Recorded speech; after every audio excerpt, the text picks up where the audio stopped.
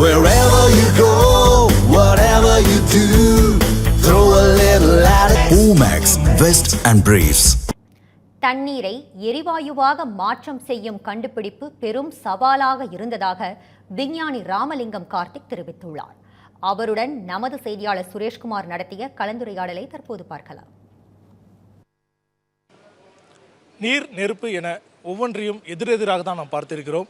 ஆனால் அந்த நீரிலிருந்தும் ஒரு எரிசக்தியை உருவாக்க முடியும் என்று நிரூபித்திருக்கிறார் விஞ்ஞானி பேலூர் ராமலிங்கம் கார்த்திக். அவரிடம் சில கேள்விகளை முன்வைக்கலாம். சார், முதல்ல உங்களுடைய ஊர், உங்களுடைய பிறப்பு, எப்படி இது சாத்தியமாச்சு, எப்படி உங்களுக்கு இந்த சிந்தனை மலர்ந்துச்சு, அதை பற்றி சொல்லுங்கள். வணக்கம். என் இந்திய மக்களுக்கும் தமிழர்களுக்கும் மனமார்ந்த வணக்கம். என்னுடைய பேர் பேலூர் ராமலிங்கம் கார்த்திக். நீரிலிருந்து இது எல்லாத்துக்கும் தெரியும், வாட்டர்லேருந்து ஹைட்ரஜன் பிரித்து எடுக்கலாம் அப்படிங்கிறது ஒரு பேசிக் தான், நம்ம சின்ன வயசுலேயே படிச்சிருப்போம். ஆனால் அது ஏன் பயன்பாட்டுக்கு கொண்டு வரலங்கிறது எனக்கு அதிசயம். நான் கண்டுபிடித்தது அதிசயமாக நான் கருதவே இல்லை. இத்தனை நாட்களாக அதை ஏன் பயன்பாட்டுக்கு கொண்டு வராமல் இருந்தது எனக்கு அதிசயமாக இருக்குது. ஏன்னா 1 லிட்டர் வாட்டரில் 1225 லிட்டர் ஹைட்ரஜன் இருக்குது சயின்ஸ். அதை மட்டும் நம்ம வெளியே எடுத்துட்டோம்னு சொன்னால் ஒரு ஆல்டர்னேட்டிவ் ஃபியூல் நம்ம கையில் கிடச்சிரும். ஆனால் அது ஏன் இத்தனை நாளாக செய்யலைங்கிறது தான் எனக்கோட கேள்விக்குறி. கடந்த 20 ஆண்டுகளாக நான் அதை எடுத்தேன். கிட்டத்தட்ட ஒரு 16 ஆண்டுகளுக்கு முன்னாடி அதை எடுத்ததில் யாரும் நம்பலை. இதை என்னை முட்டாள்னு சொன்னாங்க. இதை ஏற்றுக்க தயாராக இல்லை. வாட்டரில் ஏன்னா மக்கள் நெருப்பு எரியும் போது தண்ணி ஊற்றி அணைச்சி பழகிட்டாங்க. அதே தண்ணியிலேருந்து நெருப்பு வரும்னு சொன்னால் நம்பலை.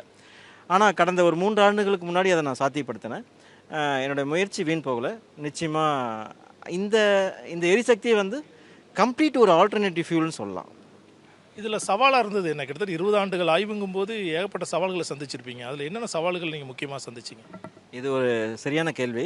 ஹைட்ரஜன் ஒரு எக்ஸ்ப்ளோசிவ் மெட்டீரியல். ஹைட்ரஜன்னா கண்டிப்பாக வெடிக்கும். அது சயின்ஸ், அதை மாற்றமே இல்லை. அப்படிப்பட்ட ஹைட்ரஜனை ஃபியூலாக கன்வெர்ட் பண்ணணும். அதுதான் இது சவால், பெரிய சவால். அதே சமயம் சேஃப்டி கேஸாக மாற்றணும். இது ஹைட்ரஜனுங்கிறது வெடிக்கும் தன்மை இல்லை.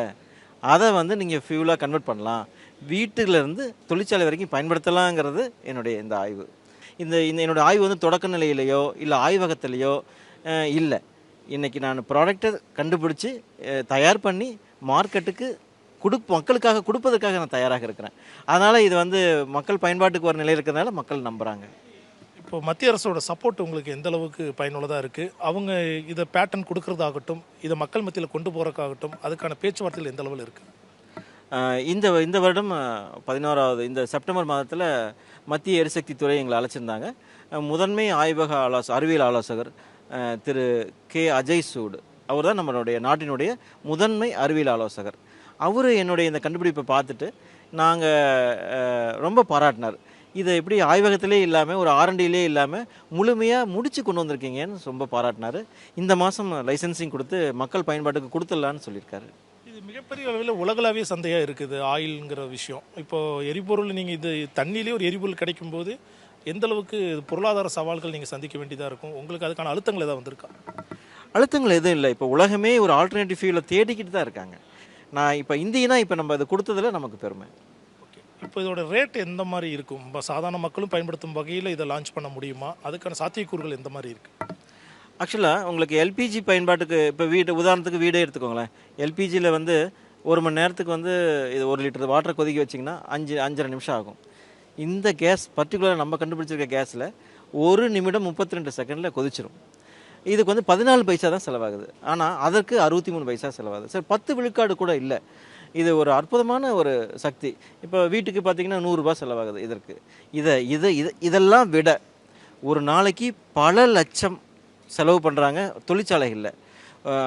மாதம் 1 கோடி ரூபாய்க்கு விறகு வாங்குறவங்களாம் இருக்காங்க. ஸோ மரங்கள் வெட்டப்படுது, இயற்கை அழிக்கப்படுது. இதெல்லாம் இனிமேல் இல்லவே இல்லையே. இனி மரங்கள் வெட்ட வேண்டியதில்லை, எங்கேயுமே மரங்கள் வெட்ட வேண்டியதில்லை. வாட்டர் இருந்தால் போதும். எல்பிஜி 11,000 கிலோ கலோரிஸ், இது 47,000 கிலோ கலோரிஸ்.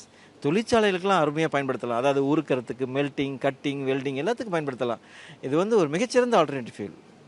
முக்கியமாக இந்த ஃபியூலில் ஜென்ரேட்டரிங் எனர்ஜி எடுக்கலாம், கரண்ட் எடுக்கலாம். இப்போ உங்களுக்கு ஏற்கனவே டெமோ காமிச்சேன். வாகனங்களை இயக்கலாம். வாகனங்களுக்கு பெட்ரோல், டீசல் இல்லாமல் வெறும் தண்ணியிலேயே இதை இயக்கலாம். நான் ஏற்கனவே உங்களுக்கு செஞ்சு காமிச்சேன். அது மட்டும் இல்லை, வீடுகளுக்கு பயன்பாட்டிலிருந்து தொழிற்சாலை வரைக்கும் பயன்படுத்தலாம். 3வது ஜீரோ எமிஷன், கார்பன் கிடையாது, பொல்யூஷன் கிடையாது. இது ஒரு அற்புதமான ஒரு மிகப்பெரிய இயற்கை கொடுத்த ஒரு வரப்பிரசாதம். என்னுடைய கண்டுபிடிப்புன்னு சொல்கிறத விட இயற்கை ஏற்கனவே கொடுத்துருச்சு, நம்ம தான் அதை எடுத்து பயன்படுத்த தவறிட்டோன்னு சொல்கிறேன். விரைவாக மக்கள் பயன்பாட்டுக்கு வருவதற்கான அனைத்து நடவடிக்கைகளும் மேற்கொள்ளப்பட்டு வருவதாகவும் மத்திய அரசு தனக்கு போதிய ஒரு ஒத்துழைப்பை நல்கி வருவதாகவும் விஞ்ஞானி அவர்கள் தெரிவித்திருக்கிறார்கள். தமிழ் ஜனம் செய்திகளுக்காக ஒளிப்பதிவாளர் நீலமேகத்துடன் திருப்பூரிலிருந்து Sureshkumar. Run to rise Seva Bharati Tamil Nadu நடத்தும் மாபெரும் விழிப்புணர்வு மாரத்தான். சமூகத்திற்கு மாற்றத்தை தரவாரீர். நாள் செப்டம்பர் 21, 2025. இடம் படூர் தையூர் பைபாஸ் சாலை, OMR, Chennai. Wherever you go, whatever you do, throw a little at it. Omax, Vest and Briefs.